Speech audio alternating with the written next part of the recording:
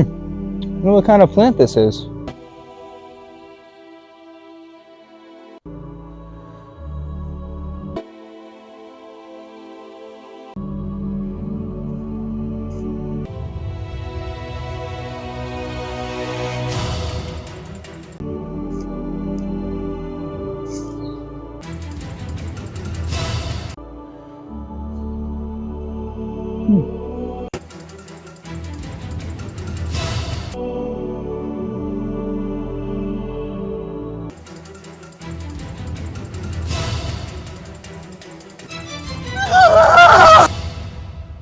It's garlic mustard! Okay!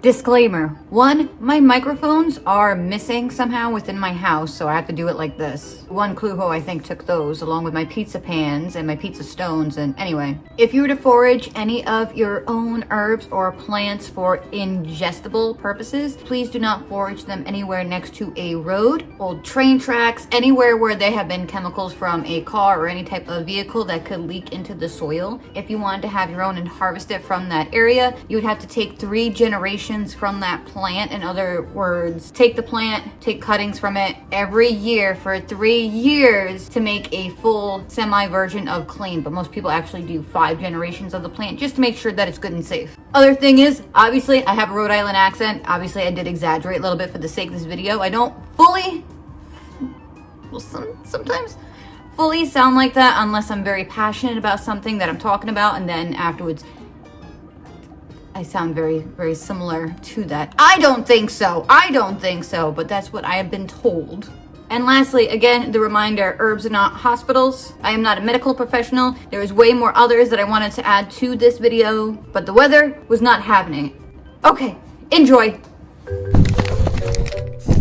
Here we got burdock. So burdock has medicinal uses as well as witchcraft uses. You can normally tell by the flower once it comes out because it kind of looks more like a thistle type of flower, but thistle grows a little bit different.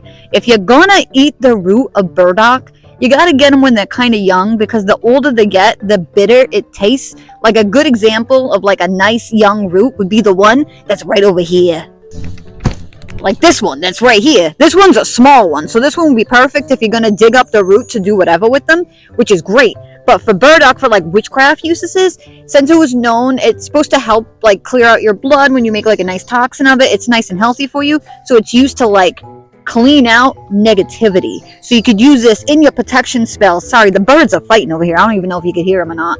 Oh, I just saw something really cool. Hold on, let me finish this. But anyway, use this in your healing and your protection to flush out negativity. Let's go look at that cool thing.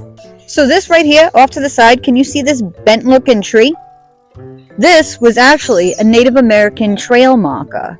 They had bent down the trees in different ways in order to mark their paths. I would get a little bit closer, but besides all the mugwort that we got right over here, right off to the side of it, that's poison ivy.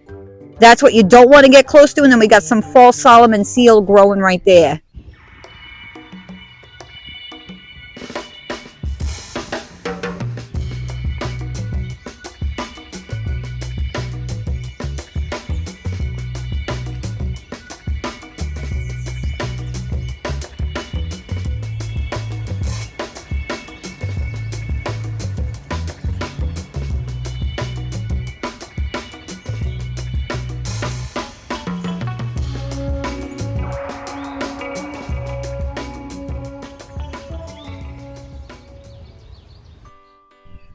I thought we would find some ferns over here. That way I could show you the different types of ferns. Like if you're going to make fiddleheads, you want the ostrich ferns versus like hay ferns or cinnamon ferns or the lady ferns or the hay ferns, whatever. But all those vines that are growing on it, those are a type of grapevines. And if you ever needed water when you're in the woods, if you kind of like go around it in a circle-like motion, the moisture will drip out without ever hurting the root in itself. Now this one might be a little bit hard to see, but this one is jewelweed. This one's easy to determine when you're in the summer because it's known as a touch-me-not plant. Have you ever seen like those little orange flowers where as soon as you touch them, they just inject their seeds and they spread their seeds everywhere? That's jewelweed. So you could use it in real life if you have any bug bites besides using plantain, mushing them up and then rubbing them on the bug bites because it gets rid of itch. You could also, again, make a healing salves and use them with plantain. It works amazing. But again, you could also use it in healing spells. Since we're by water right now, there's a lot of healing like plants, but you'll also find a lot of mugwort here, which also goes into term since mugwort and ferns normally grow like in liminal spaces, like we're edge of clearings or near water. You could also use these in your liminal space workings because they are found in a liminal space. Don't forget that.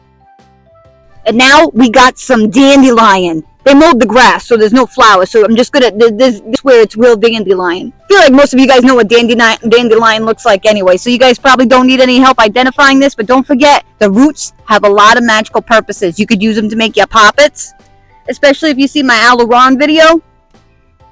Get out of here, mosquito. Don't be flying in my camera shot. It's 51 degrees. Why are there mosquitoes? But dandelion root tea just tastes like coffee. It's not the same as coffee, though. It's definitely not the same as coffee, but still. You could use it in your wishes. You could use it in your luck. You could use it in your manifestations. It's also sacred to Hecate, so you could use it as your offering. Speaking of, we got some grapevine leaves, but there's a person walking. I'm doing all this in public. So, like, I'm just talking to myself and doing cartwheels in public, and I'm doing this for you. So please make sure you like this video. Oh my gosh.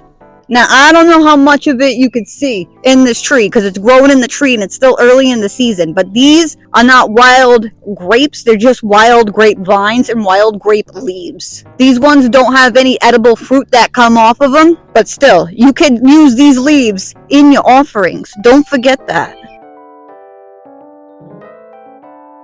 Here we have plantain. I don't know how well you can see it, but I feel like most of you guys know what plantain looks like. There's broadleaf, there's narrowleaf. Normally, there's like little stamen type flowers that come out of the top of it. I know you can't even see me, but trust me, this plantain right here. Use this in your healing with that jewelweed. Bada bing, bada boom. It's amazing. Okay, now what we got over here, if you can see it right over here, that is called a sensitive fern. All right, don't worry, you're not going to hurt its feelings, but it is very, very delicate. But it was used in ancient witchcraft times to repel negativities, more specifically demons. So, take with it with a grain of salt or whatever you want. But if you want anything to repel anything specific that you think of negativity, you know what I mean, man. We're going through a nor'easter right now. It's May. We're going through a nor'easter. It's freezing out here. I'm shivering my timbers right now. If you want an ally, get yourself some sensitive fern. All right, behind me, we got a beautiful field of buttercups. I feel like everyone is able to identify buttercups. But buttercups could be used for love magic. They could be used for your glamour. They could be used in your fae work. They could be used in divination. Besides the under the chin, do you like butter? I like butter. I can't believe it's not butter. And of course, we have the fern. But fern also grows near water. As you can see, we are on a bridge. So there is water. That makes sense. This right here, this is yellow wood sorrel. Now, if you got a tummy ache, this is perfect for you, but this also has a lot of uses in witchcraft. Wood sorrel was the plant associated with St. Patrick, for luck. So you could use this in your luck magic. You could also use it for healing. You could also use it for protection. And like I said, if you have a tummy ache, you could use it against that. It's absolutely amazing. And right next to it, we got some long growing. We got some narrow leaf plantain growing. You could use this in your healing salves. This will get rid of any itches that you have from any bug bites or anything else like that. And what do we have next to it off to the side over here? We have tons of mugwort. Mugwort is my go-to and is my absolute favorite. The reason how you can tell it's mugwort, the leaves underneath are silver. Now, you could use a lot of silver leaf plants for anything related to dream magic or lunar work. But the way you could tell it's mugwort, if you can't tell with the silver leaves, is if you take one of the leaves and you crush it up and it has a very distinct smell to it. That's how you know you have mugwort. Guaranteed, you have this weed growing around your house and at the end of your backyard or whatever, and you had no idea that it was mugwort. Guess what? It's mugwort. Don't chop it down and throw it away. Use it in your witchcraft. This is white oak. You can tell the difference because the leaves are rounded. The tree branches are normally more of a whitish color, but that doesn't matter. Red oak is sharp and pointy like right angles for the leaves. But all forms of oak are great for protection. No! This is a red oak. We can tell by the pointy leaves. Red is right angle leaves. It's like an easy way to remember. Because it's going to be hard to tell by the bark. Because the red oak next to a white oak, the bark is going to look very, very similar. Unless you know what you're looking for. There's a little tiny baby bunny right there. He wants to come out and play. That's another good sign though. If you're ever in the woods and there's wild animals about, at least you know that there's no foxes or coyotes or bears or, you know, any kind of cats in whatever area you're in. I'm in New England, so I have a very select few of type of animals. But like, look at him just munching. He's just living his life. How quaint. How quaint. I'm in a tree now. What was that thing? I'm king of the trees. I'm the tree meister. Anyway, since it's spring, there's not a lot that grows here for like herbal identification. It's a lot easier in the summer. So I think that's enough for this video for right now. But I really hope that you enjoyed, and I'll probably do a part 2. Probably not as much unhinged. So I want to make sure that it's actually educational and good for you guys. Hopefully you can see me. I don't know where the lens finder is. Anyway, I hope you're having a wonderful day. I hope you're in a wonderful energy space and you get to hug a tree and hang out with one if you can, or at least say hi to one. And I really, truly hope that good things happen to you. Bye!